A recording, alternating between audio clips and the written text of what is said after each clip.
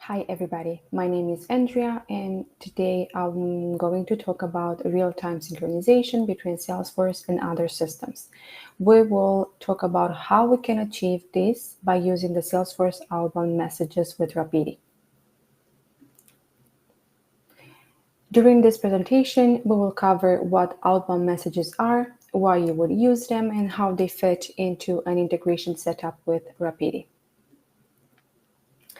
Now, what exactly is an outbound message in Salesforce? This is a declarative, meaning no code, way to send a SOAP-based notification from Salesforce to a different system when a record changes. So here's how this works. First, you define a trigger in Salesforce. For example, when an account is updated. Then Salesforce automatically sends a SOAP message to a specified endpoint, such as Rapidi. That message contains the selected fields from that changed record. Think of it as Salesforce saying, hey, something important just happened here. Here's the data that you need to know about it. Then, a good question is, why would you choose outbound messages over other integration approaches? Well, first, they're perfect when you need a real-time data push from Salesforce to another system. So instead of waiting for a scheduled sync, the change is sent immediately. Second, they help you avoid constant polling. Polling means that your integration is always asking, has anything changed yet? Even when nothing has. So outbound messages are event-driven. So they fire only when a record is actually created or updated. And then third, they are ideal when Salesforce is your main source of truth.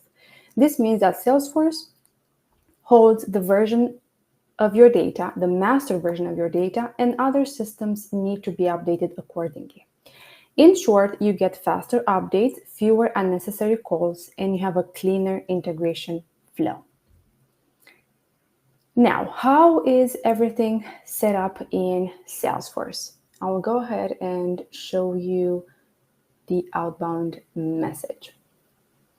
So first thing, you do need this to be set up in order to trigger any type of action. So this is the outbound message that needs to be set up. First, you have to give it a name, then the object that this is pointing to. You can have accounts, invoices, opportunities, whatever you need. Then you have endpoint. So this is our endpoint. And then you need to make sure that you are populating this field, which is called field to send. Here, the ID is always included by default. And then the next two ones are very important for your Rapidi integration. The first one is the schedule code. So this would be a field set up on the object that we have here on top. And this would point to the actual schedule code that you have within Rapidi. The second one is the service ID. So every customer has a service, and any ID will have, any service will have an ID. So those will need to be reflected here. They can both be formula fields so that you don't have to populate this at any point in time. So this is how you would set it up. But of course, there is also a second step. The second step is to create a flow. So this is actually what's triggering all of this. So in my case, whenever something happens on this account, then that will function as a trigger and will go into the outbound message, and the update will be sent to the other system. In this case, I have accounts updates. So I have Salesforce accounts, and any of these conditions are met. So if the account name is changed or the zip code, then I want this to actually trigger the outbound messages and send this to the other system.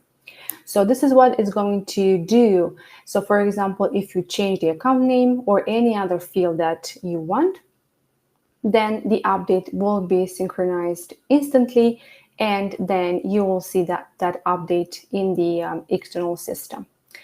Now, that's what you need to do in Salesforce. So as soon as you've done that, then you are good to go.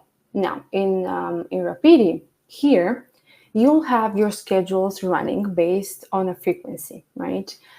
You can have accounts sync running, let's say every hour. Of course, on top of it, you can set up the outbound messages. So whenever there's a new update, then that's going to be triggered and sent to the other system. When you have this type of setup, you'll always see this information in the logs. So you'll see how many times this schedule has been triggered and the date and time when this happened. So you'll get information about this action directly in my Rapidi.